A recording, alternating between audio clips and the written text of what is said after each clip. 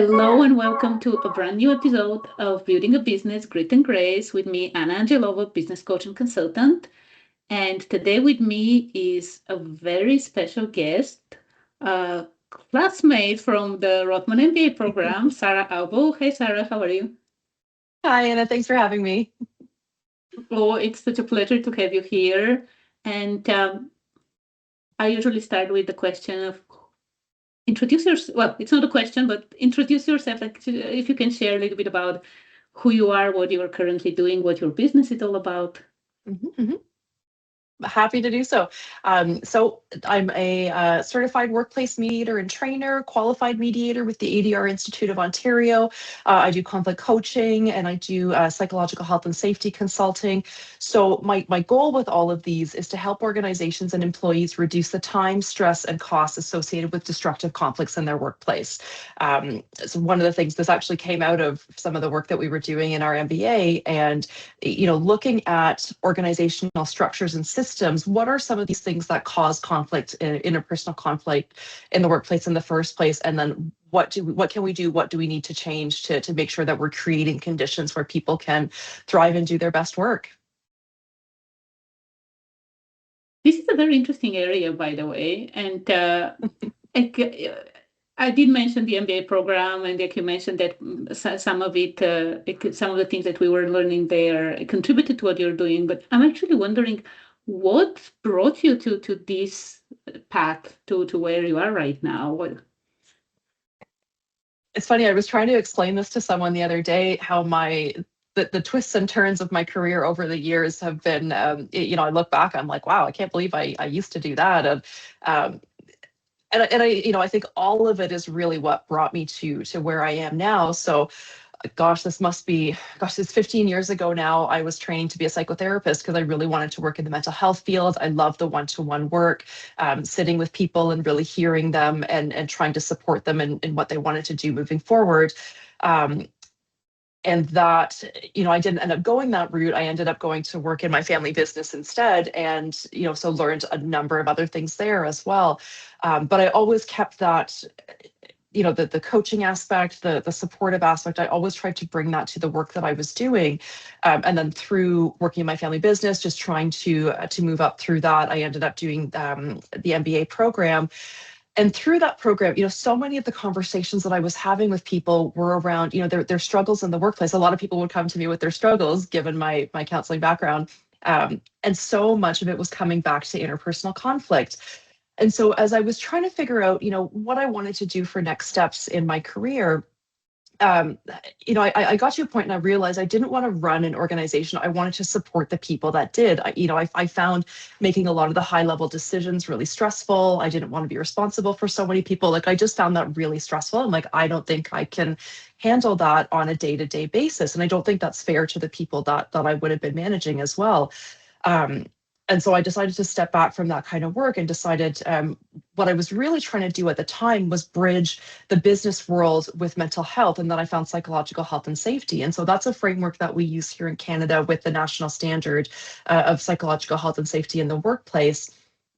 And it's a framework that helps, it really helps to show that psychological health is just as important as physical health in the workplace. Like, occupational health and safety is typically around physical. They've now really broadened that to include the psychological side as well. And I just thought that was so important. And as I was doing some of these learnings and doing the training and starting to do some of this work, so much of the stress and the harm was coming back to interpersonal conflicts. So I was like, okay, well, what do I do about this now? And I discovered mediation, was like, oh, here's a tool that I think would be really helpful in the workplace, where you have somebody facilitating a conversation. Because, I remember this from my my undergrad degree is in HR, and even in the MBA program, we didn't do a lot. There wasn't a lot of training on handling interpersonal conflict. And so many of the managers that, like, I do a lot of training with managers now because they've just never been taught these things. And it is, I do take the position that managing conflict with your employees is a leadership competency. I think it's really important. I think it's going to increasingly become more important as workplaces change and adapt to new things that are happening with technology, new regulations, and that kind of thing. how you support and work with people and help them work with each other. And then at an organizational level, what's going on there that may be impacting how people are doing the work, what needs to be looked at in terms of, for example, roles and responsibilities. Is leadership clear? Are expectations clear? What's the organizational culture like? All of these things combine to impact how people work. And so psychological health and safety really provides a helpful framework to incorporate all of that together. I love it. And like that's this focus, like you said, it's not just the physical health and safety. And this one, especially with certain businesses, it's very, very important, and it has been very important. But psychological, it's so key, regardless of the area you're working in. And conflict is a word that has a little, it's like a little bit of a taboo, right? Yes. It's Yes. negative connotation that it's a bad Yeah. thing. Yes, yes, great catch. And this, so one of the things that really worries me, if organizations are like, oh no, we don't have conflict, like we would never, that is a very big red flag that either, people don't feel safe to bring things up or things aren't addressed. Things might be hidden, but it's, there's you should have conflict in an organization, but there's two kinds of it. There's constructive and there's destructive. So constructive conflict is when we're focused on solving a problem, but it's we're working together on it. We may not agree on something, but it's, there's no personal attacks. It's not a me versus you. We're still keeping to that us versus the problem. And then on the destructive side, that's when typically it can get malicious. Either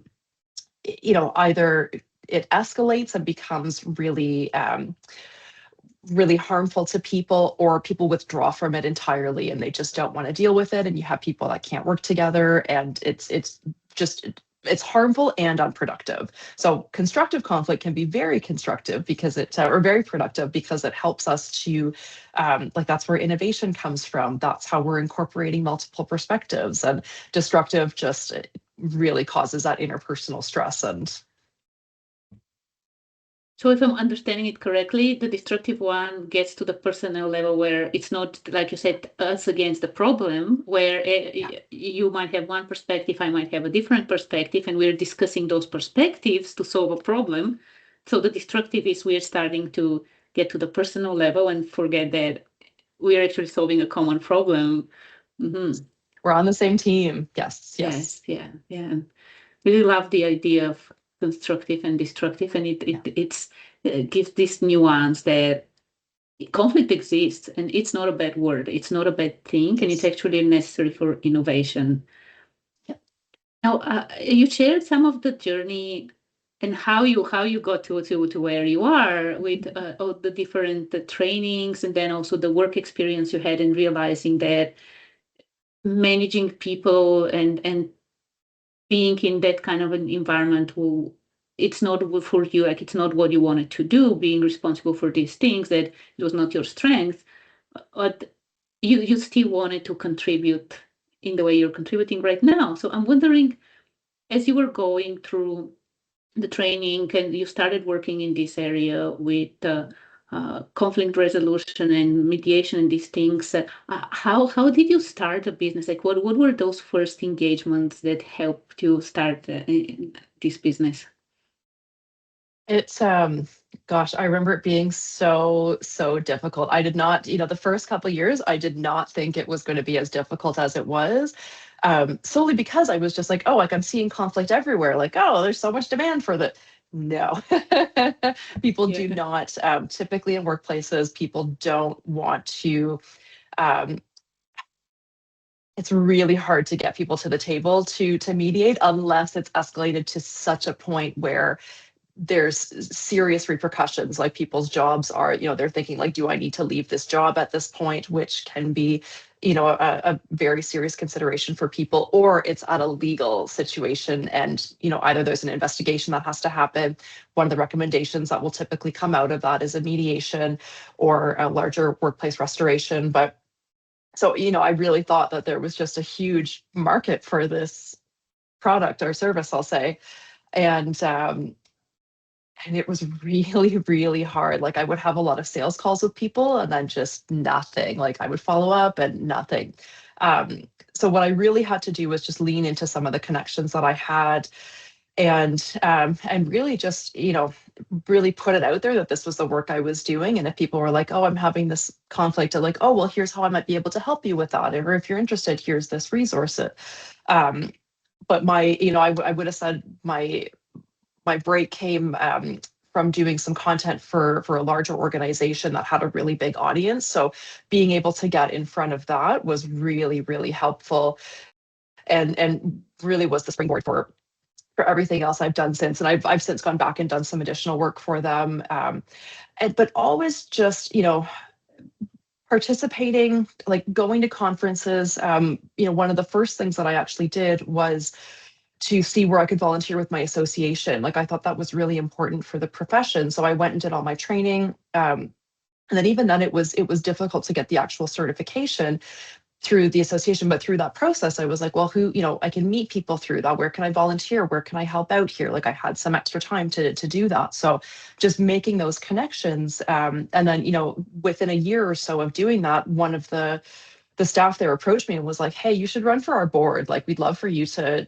you're helpful, you have great energy. Like, we'd love for you to participate there. So I was like, oh, I had never even thought of doing something like that if I hadn't had that kind of encouragement. But it was from really trying to forge connections and be of service and be helpful to the profession that I thought was really important. So that was another avenue that was really, really helpful. And I've been with them for 6 years now. I've been on the board for 5 years. And so, I'm always looking at how can I support this association, because the more information, like I've talked to people that have no idea what mediation is. And I'm like, which, on one hand is a good thing that they haven't had to go through that kind of a process, but also that means that they don't know how helpful it can be as well. So the more information I can get out there, through the association, through my work, I think that's really helpful. So, providing things for free as well, like the workshops I was doing, those were always for free, but it got me in front of an audience. And then just from there, really trying to build on that, like showing up to conferences, just trying to meet people, taking more courses when I had the capacity to do so. So always using those as networking opportunities as well. And yeah. There's definitely a lot, and a lot of the things you mentioned are also so common when we're starting, like leaning on your network, partnerships with people who already have some kind of a community or can put you in the right audience. And like you said, even volunteering in the beginning, getting out there and helping, uplifting everyone. And it's a hard journey in the beginning, but then it can be so rewarding. So I'm actually curious, what is the thing you love the most about the work you're doing right now? It really is when, like, if I think about a webinar or something, when someone is like, oh, I didn't know this and now I can use this here, like I can see where this would be helpful here. Like people just we're not often taught about conflict resolution as we're growing up. We don't necessarily learn it along the way. And people are coming by, even some of the destructive behaviors that I'll see, people come by them honestly. Like it's not, people aren't typically trying to be malicious or mean or anything. It's reactions and responses that they've learned, and they don't know how. They might know what to do differently, but they don't necessarily know how. So some of the training around that and seeing the responses from that has been really, really uplifting to see. But the best is just when you finish a mediation and you have two people that couldn't speak to each other a couple hours ago are now like, hey, now we can work on this together, and like they're excited to do something together in the future. That's just I can't ask for a better result than that. Oh yeah, I can imagine the satisfaction of being able to facilitate this, because ultimately you're just there in a way as a catalyst to help people reach that level. Exactly. Now, you mentioned a couple of times that conflict and the conflict resolution, and in general, like when you think about leadership, it's not something that we are taught. And a lot of people, whether it's like within small organizations or bigger organizations, even when they get promoted to being managers, leading people, they have no idea how to lead. So thinking about that journey, and like the mediation is kind of like you said, there's real conflict going on. Like it has reached a level where like they need someone in the room with them. But then there are other points where leaders can intervene, and I'm curious thinking about all these different points, like where conflict originates and then how it grows and reaches to that level. Like, what would you say? What would you recommend for leaders, whether these are small business owners or these are people who are in bigger corporations? What would you recommend for them to be able to lead better with conflict and like lead? Yeah, let's do it this way. Yeah, no, I totally hear where you're going with that, and you've brought up a really important point. I was reading something about this the other day, where so much of promotions, like people are promoted for doing a great job of the job, they're Yeah, not yeah. because they're good leaders, and it's a huge problem. I was talking to one person in their organization. They have two manager tracks where one is just advancement in your job. And so there's still the opportunity for, additional titles, more pay and that kind of thing. Because, like I understand people want to grow in their careers, but they don't necessarily want to lead people. Like that is two different things. It is completely different skill sets. And it's it's a really big problem, and a lot of organizations just don't have the means to do that kind of training within. Like sometimes we're really lucky and we've had a great boss, so we can learn some things from them, but so often people get into leadership roles and have no idea how to manage people, or now they have to lead people that they used to be friends with and on the same level with. That's another really challenging situation to be in.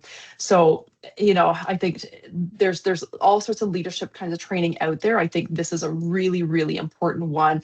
If you are in a leadership position and you manage people, learning, even just basic mediation skills are really helpful. So, even just making sure that you're neutral in the situation, and how, actively listening to both parties that are there, and, trying to do things like help them take the temperature down, take away accusations, and just use more factual language, keeping it as neutral as you can, and then trying to shift to more of a problem solving focus. One of the things I found in this work is that a lot of people just need space to be heard. That's something that's really been missing for them. So, as soon as I come in and provide that in and of itself helps to move the situation. So leaders, really spending some time up front, like having, the cadence of these, I think you have to determine based on your own workplace. Like I don't want to prescribe like it has to be a once a week, but having your one-to-one or small group check-ins and meetings, really noticing what's going on with your staff, like depending on how long you've worked with them for, like you should have a pretty good baseline. If you notice something different about their behavior, their demeanor, or if you notice something's changed with them, check it out in a supportive way. If you see two people that used to work together really closely and now they're really struggling to do so, like check it out and be proactive with those kinds of situations, because the earlier you can catch conflict, the better chance you have of it not becoming quite destructive in the end. I was working with one organization who their conflict had gone on for, it was years and years. There was different perspectives as to when it started. Some was earlier than others, but people were able to go to their leadership team and they would feel heard, but then nothing was ever done about it. So it just kept going and going and going. So really taking the time to hear from people what's going on for them, but working with them to make changes within the organizational parameters. Like, we can't just, it doesn't necessarily mean overhauling a whole system or something, but like where can we make some changes that will support what's going on with employees? Because a lot of the behavior, like the destructive behavior that leads to conflict, it's really helpful to look at what's going on at an organizational level that is leading to this kind of behavior. So learning about psychological health and safety is really helpful for that as well, because it gives you like, here are the things that I should look at. If we address these, then we're getting out in front of destructive conflict. But the earlier you can spend time to work on it, it's a hard it's hard for people to see it this way, especially if they haven't gone through something like this. But the time you spend up front, it might seem like it's, a lot of time. It is nothing compared to what an investigation or a legal situation or any kind of escalation that is going to cost you. So do the smaller, do initial, outreach up front, be proactive, because if you have to be reactive, it is the cost, the time, the stress is, I wouldn't wish that on anybody. It's like you're reading my mind, by the way, because I was just thinking about asking you about proactive and reactive. So, and what you're sharing reminds me of healthcare, like how hard it is to sell vitamins and how easy it is to sell painkillers. Yes.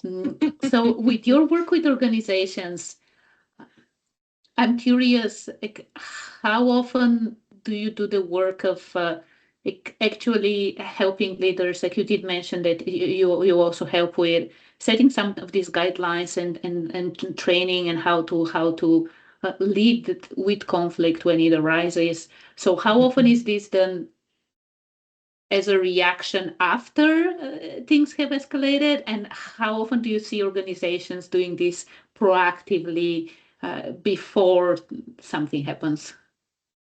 There's definitely a number of organizations that they'll call for training, or they want to incorporate some of these skill sets, like they know it's something valuable that that is supportive for their employees. Sometimes people will call for training after something's happened, and it's like, well, that's great, but we need to do a little. Maybe there's certain people that need to be, have a little bit more training than others, and that would be more effective for your workplace. But the way that I look at it is, any efforts that they're making towards reducing destructive conflict, I think it's going to help. But the to your go ahead. I was gonna say, to your analogy with vitamins versus painkillers. I always look at this. I was sharing this analogy with someone the other day. If I have to come in and do a mediation or a restoration or something like that's like going and being in the dentist for a couple hours. Like nobody wants that. If nobody wants me to be there. I totally get that. I don't take any offense to it. But what we want to do is, okay, let's go to the dentist, but then I want you brushing your teeth every day after that. So I want you to, what's just the little maintenance things that you can do every day that are going to build trust and build relationships with your employees and build that psychological safety. So you don't have to go and spend half the day in the dentist all the time. Oh, this is a good analogy as well. I don't think anyone likes going to a dentist. So I like my dentist, but I still don't want to go for a half day. Oh, exactly. So you work both with individuals and companies, right? Yes. So what's the difference, like when you work with someone individually and then when you go within a company? Usually it's the company will call me when there's been something that's impacting more people. So there's a conflict that's been externalized and more people are involved and it needs to be addressed. When employees call me, it's typically they want to build up their own skill set and capacity. So that's more of a coaching conversation at that point. Sometimes it's I want to work better with this person, and we talk about, is mediation something that you think, because it's, in those situations you have to get both people to the table. It's not just if one is willing to do so. But we can still have a conversation about what that might look like and what somebody might hope to achieve by going through that process, which I think also helps them through, like, what do I need going forward? So even if we don't get to a mediation, they've done some work around what they need and what they can do themselves.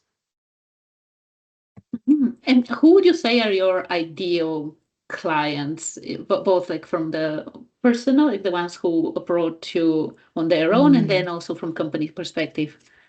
Yeah. From the company perspective, what I will typically tell if I'm usually meeting with a leadership team, and I will tell them, if I'm hearing things, I'm probably going to hear things from the employees that require changes on your end, and I want to make sure that that's something that you're open to, because I'm not, again, that's going back to the systems approach, where if something's going on at an organizational level that's impacting the employees, we can put a quick band-aid on this, but if we're not actually fixing the root problem, you're going to keep going through the cycle, and it's not, that actually tends to be more damaging, because you're losing trust then, that we're not actually solving the problem. It just seems like we're blaming the employees that need to fix something, and that's often not actually the case, that what we're actually trying to solve for.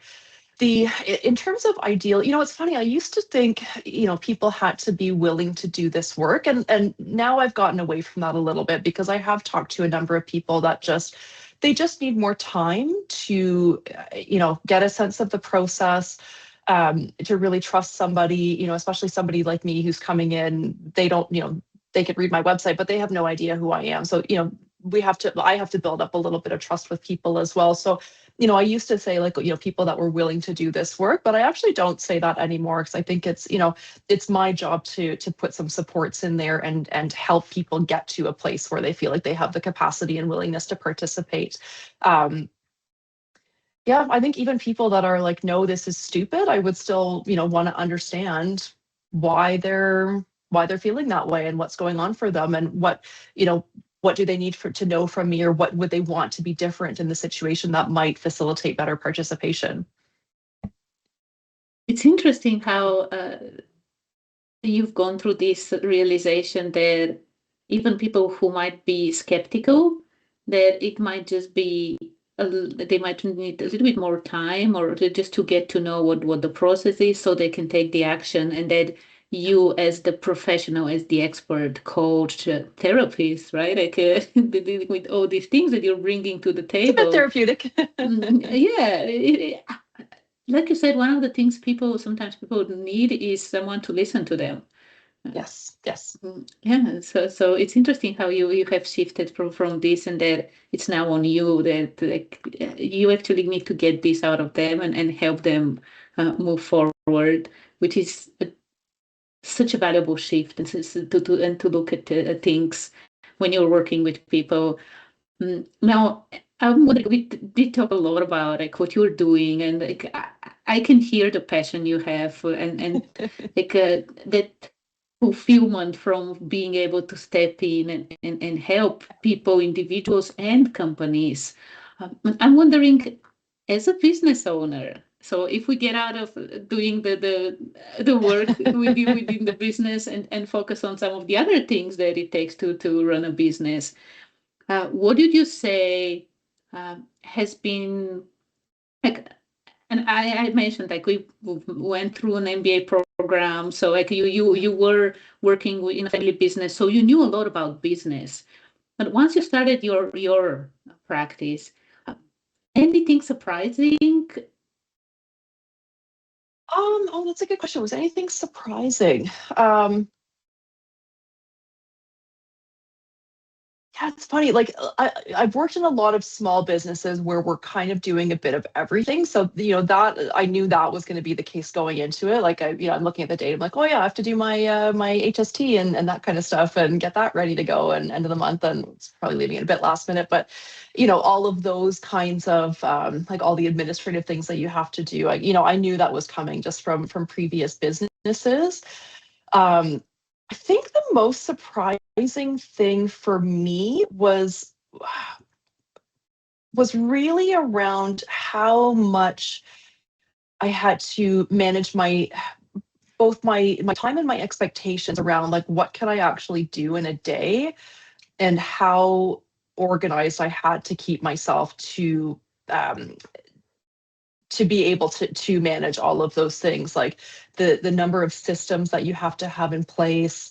And as when you're running your own business, you're typically starting a lot of those from scratch. I will say, I really do think the game changer for me in this past 6 months has been using AI, and just how much that has helped in, I mean, I can't even think of an area of the business that it's not helping in at this point. And, I do try to recognize the environmental impacts of high AI usage. But I mean, for me at this point, I'm using it for almost everything. Like I was talking to a friend of mine yesterday, and we were talking about posting on LinkedIn, and she's like, I always have things I want to repost, but I don't know what to say about them. I was like, just ask ChatGPT and, get a couple sentences from, and she was like, oh yeah. I'm like, yeah, don't, you don't have time to overthink that kind of stuff. That if you can take those little things off your plate, I really think you need to do that as a business owner.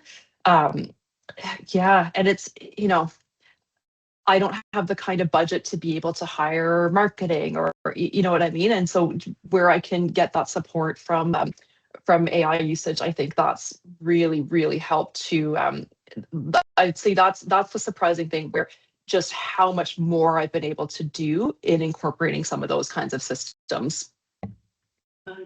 This is such a great point, because it's not just automation now, it's also something that, like, when you're doing things on your own, sometimes you need someone to brainstorm with. 100%. Yep. And having Yep. this thing, and I'm actually, I've witnessed how regularly you're sending emails now as well. It's not just LinkedIn, the emails as well, landing in my inbox. This is exactly why, having that support to do it, or even if, sometimes I'll just have like a little bit of an idea and I'll pop it in, and get I'll get an article and then I just make my adjustments that I just make it sound a little bit more me. But I also I'm finding I'm doing less and less of that. Like the more I talk to this thing, the more it seems to get to who I am and how I operate. But even the certain things, like I had to send in an email last week that was going to be pretty sensitive. So I drafted what I thought and then put in, here's what I'm concerned about, here's what I want to communicate, here's what I'm concerned about, popped it in there, and it spit out, was like, okay, I get this and I need to think about this. And then it spit out a perfect, I mean, I don't even think I made any changes to the thing. I was like, this is exactly what I wanted to say. And so, having someone to check my work sometimes and review these things is really helpful. And oh yeah, before you had to just look for synonyms or something like this to see how you can say it in a way that, yeah, like, the message is there, but you say it properly. Definitely a game changer, especially for solopreneurs. Now, one thing before we started, we chatted a little bit before started the recording. We chatted a little bit about it. But I'm curious to mention to talk a little bit about this one as well. The biggest struggles of running a solo business. What do you say it has been so far? The working by myself that was tough at times. So I've really tried to either find ways within the work that I can collaborate with someone, or just have conversations with people. And I think the volunteer work has really been helpful with that. And also just having some things outside of work as well. I sometimes I don't have the off switch at the end of the day, so I'll be sitting in front of the TV at night working away on something. And so really trying to not let work bleed into other areas of my life. But like finding the balance there. But no, just the working by myself. So now I'm in a co-working space, so there's always people around, and that, and it's little conversations here and there, which is just to be around people. I find like working from home, while it was really convenient, and I certainly still do it from time to time, but now being out and about has also, I just noticed how much of a difference that makes in my mood, my productivity, and all of that kind of thing. And just the other struggle that I typically have just in general is asking people for help or anything like that. So looking for places where I can do that, because it's also like including people in what I'm doing and including them in opportunities and that kind of thing. So thanks for sharing this, and also mentioning how you are able to overcome some of these things, right? With the co-working space, being able to communicate with people now a little bit more. Yeah. You did mention that when you have time, you also go through trainings, volunteer, these kind of things. Yeah. What else helps you keep up and keep on growing, not just the business, but also yourself as a leader? I think one of the things that I've really noticed, I mean, now that I've been doing this for 6 years, is just what I've seen in terms of my confidence. Like at the very beginning of this, I was not feeling great about what I was doing, didn't have that, the level of confidence that I do now. But I had to get there by trying things and putting my work out there and being visible, like doing presentations. And now, so I was doing a seminar yesterday, and I was talking to the person I was co-facilitating with, and I thought back, I was like, wow, 6 years ago, like I would have been like, my stomach would have been in knots before this. And yesterday, and I sat for it, I was like, oh, I actually feel fine today. Like I don't feel any, just ready to do this because I know what I'm talking about. So building up that muscle after just years of putting those reps in, I think was for me, that was a really important thing that I had to do, and really trusting that I put a lot of work in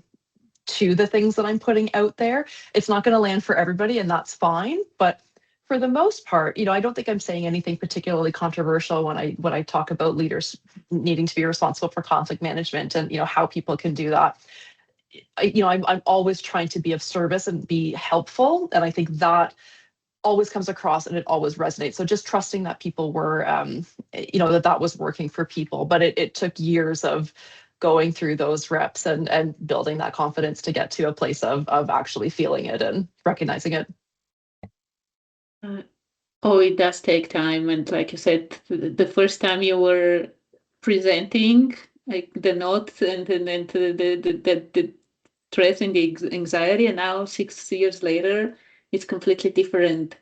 You did mention reps, and I was thinking one thing is so important, like taking care of ourselves as well, especially Yes. like the Yes. work you do can be stressful, yes. Like not physically that much, but mentally, right? Like you are dealing with people who deal with conflict, so there is stress there. And how do you keep yourself healthy and how do you take care of yourself ultimately and make sure that your work, like yes, you have the fulfillment there, like you love seeing the end result once the mediation is over and people are working together is fantastic.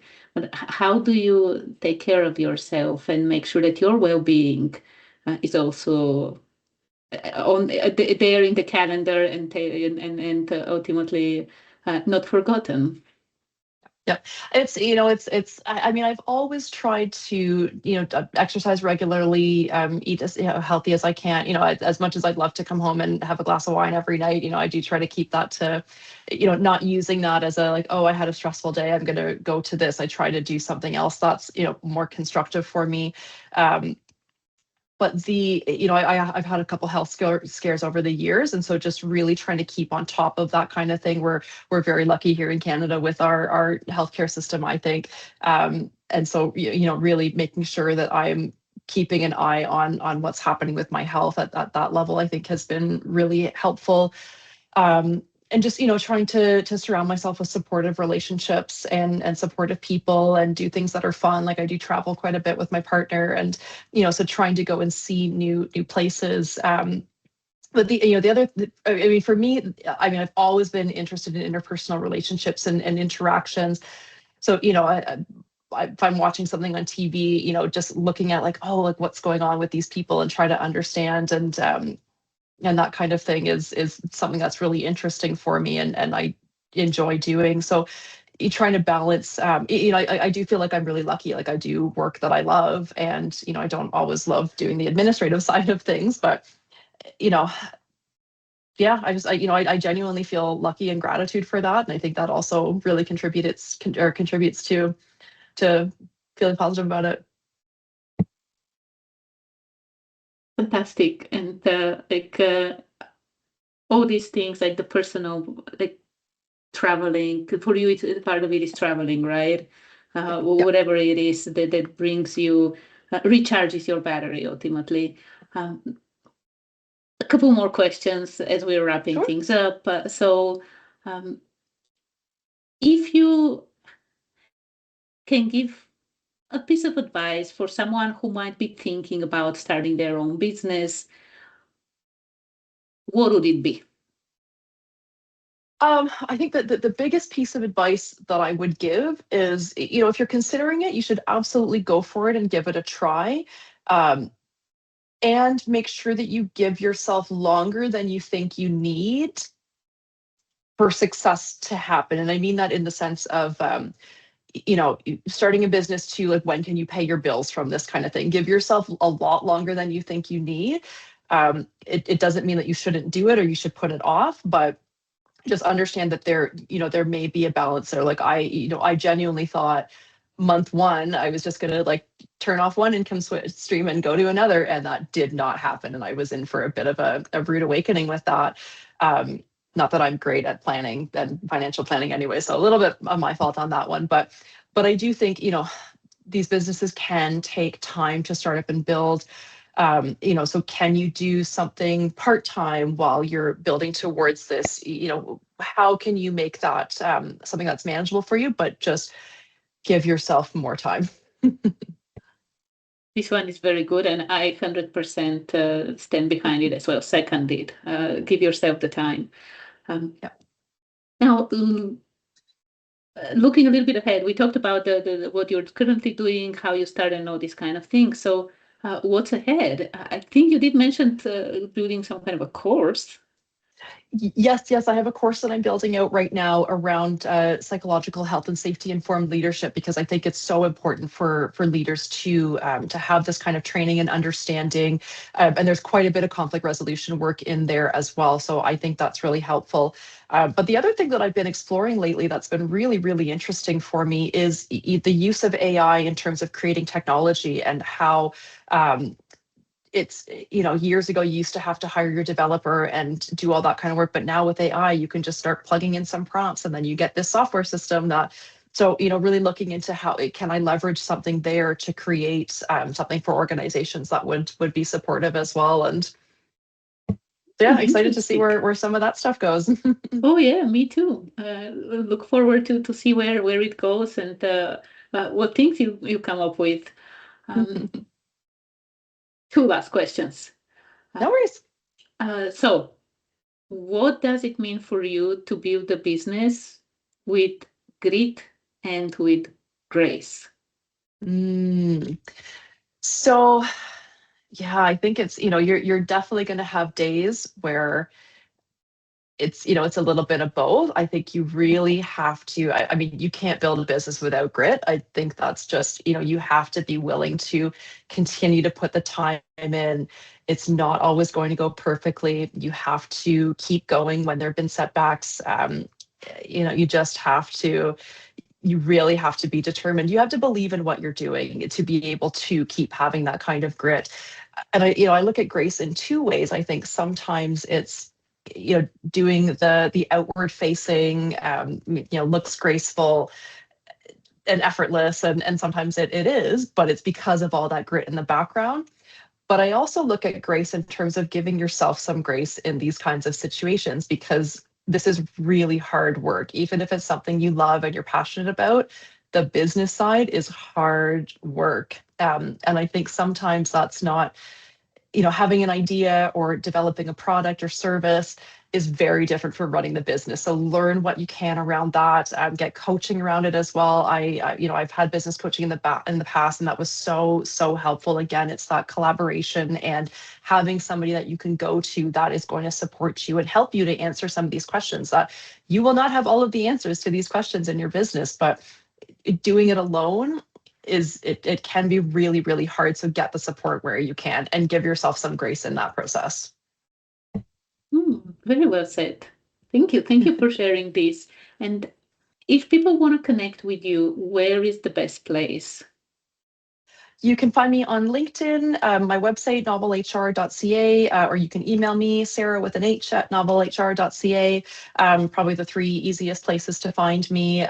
But those are usually where I am hanging out online. You can sign up for my newsletter. I try to get that out about every 2 weeks or so. I am going to try to speed that up a little bit as I'm launching this course. I'll send out a couple more emails, but that's available on the website as well if you want to learn more about conflict resolution and psychological health and safety in the workplace. Awesome. Thank you so much, Sarah. Any last parting words? One of the things that I always tell people that I'm working with in training is that, we're typically not born with conflict resolution skills. We don't always learn them along the way. Either it's not that there's anything wrong or you're at fault for anything. It's you can learn these skills and you can develop them. And the more that you can do that as a leader in business leader, it's just going to make you more effective in what you're doing. And it's, not just the workplace, it's in other areas of your life as well. So conflict isn't going anywhere, but we can make it more constructive. Awesome. And yes, you're right. It's something that it's not just in the workplace, at home as well. We bring this at home, and definitely if you are experiencing conflict at work, Sarah is your person. Reach out to her, especially if you're here in Ontario, in Canada. So Sarah, thank you so much for the conversation, for sharing your journey, the good and the bad. It was a pleasure talking with you. Amazing. Thank you so much for having me on, and I really appreciate it. Thanks, Sarah. Bye.